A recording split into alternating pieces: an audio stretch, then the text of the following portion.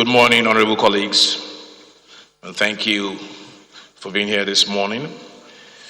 About 2 weeks ago, I spoke to this honorable House about the need for urgent, substantive, and wholesale reforms of the Nigeria police force and an overhaul of our nation's internal security and policing framework.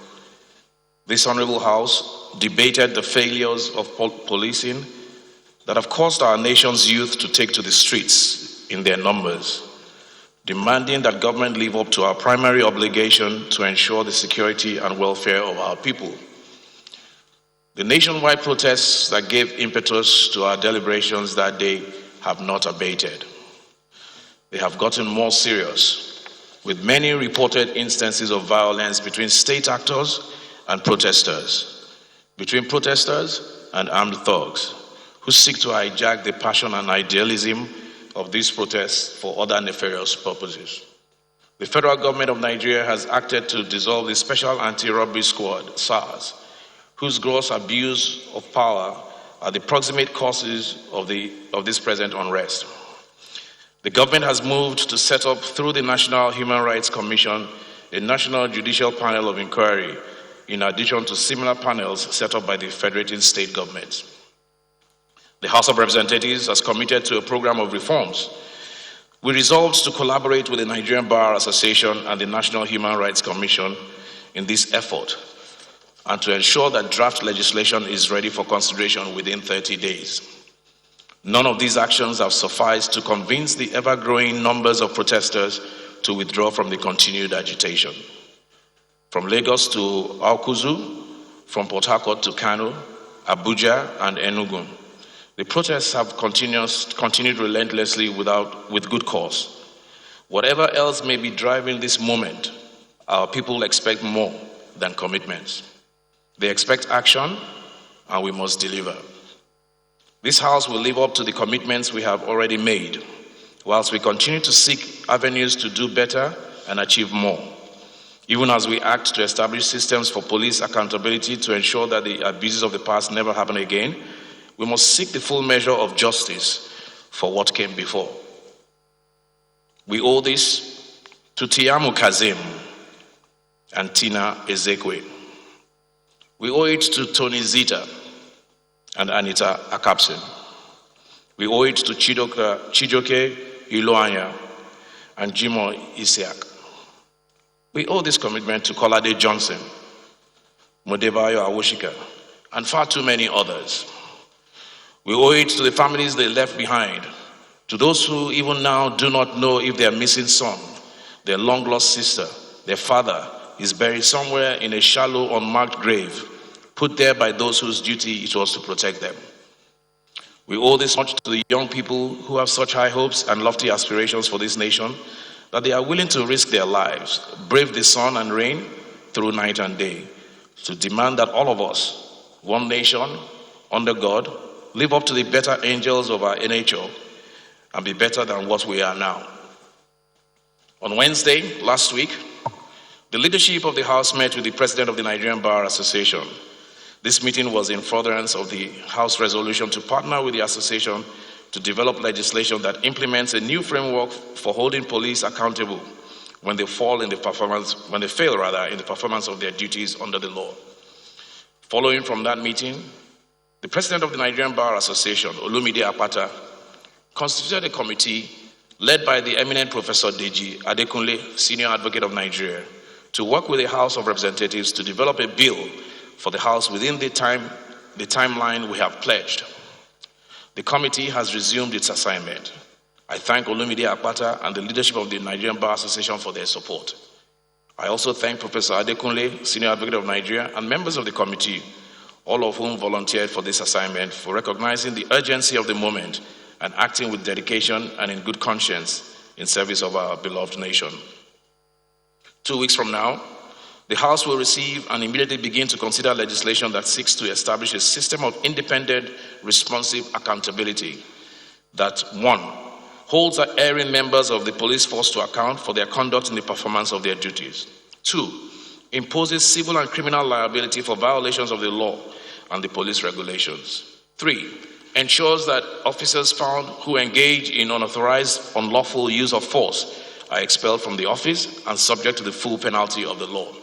And 4, prohibits with severe penalties the practice of using illegal incarceration as a cudgel to extort law-abiding citizens of their hard-earned resources.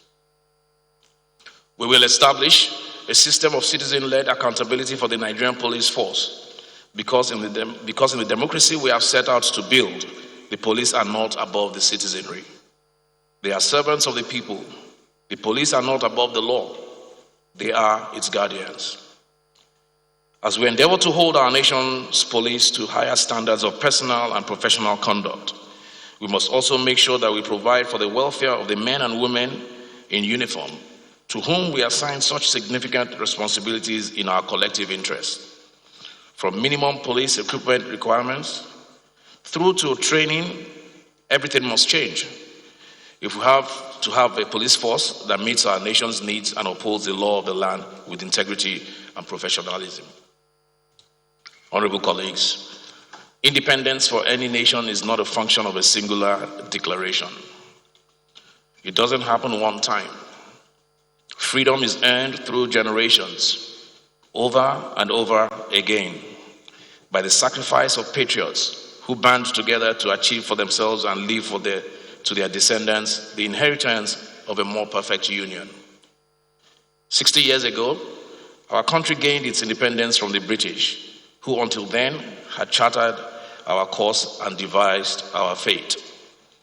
20 years ago, when we set off the shackles of the military dictatorship to commit once more to this grand experiment in civil governance, we gained independence again.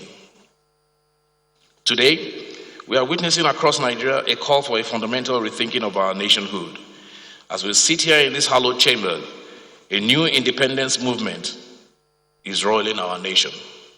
A generation of young people who came of age in the years of our democracy have looked upon what we have built and decided that we can do better. We will do well to heed this call and what it portends for Nigeria. Let us take the opportunity of this moment to do the hard things, make the right choices, and pursue those objectives that drive progress and put us in good stead for generations to come. As Speaker of this House of Representatives, let me say now, for the records to reflect, and in the expectation that I will be held to account, I will not sign off on a 2021 budget that does not include adequate provisions to compensate those who have suffered violence and brutality at the hands of the police in Nigeria in the last decade. I will not sign off on a budget that does not meet the reasonable demands of the ASU, to which government has already acceded. There is no better time to rethink the system of funding for higher education in Nigeria. The current system does a great disservice to our children and our country, and we must commit to changing it so that we can free our institutions of higher learning to be citadels where innovation thrives and excellence is a given. With my colleagues in the House of Representatives, I will visit over the next week some of the families of those who have lost loved ones to police brutality. And when we come back, we will work together to honor the memory of those who we have lost. The House of Representatives will pass an electoral reform bill in time for the next generation elections so that we may continue to improve the process of electing our political representatives at all levels. I will support the amendment of the Constitution to ensure that the provisions of fundamental human rights have teeth, resource control is dealt with equitably, and that the next generation of Nigerians will not inherit evident dysfunctions of our current system. This is my commitment, and I ask the support of the House of Representatives for this and more. Let us, through the grace of God and with humility, work together to bring peace, security, justice, and prosperity for all our nation's people. To the young people across Nigeria who have led this protest, whose call for change has brought about this historical moment, you are the midwives of national rebirth.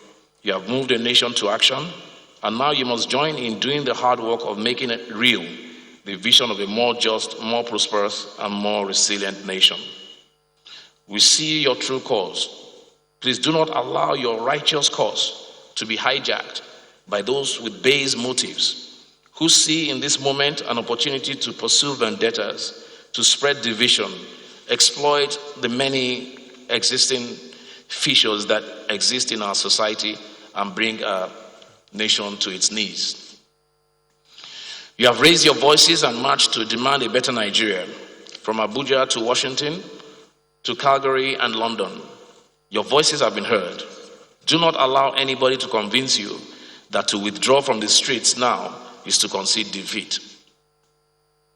This is the time to move your agitation from the chaos of the streets to the painstaking deliberations and strategic partnerships that birth policy and produce legislation.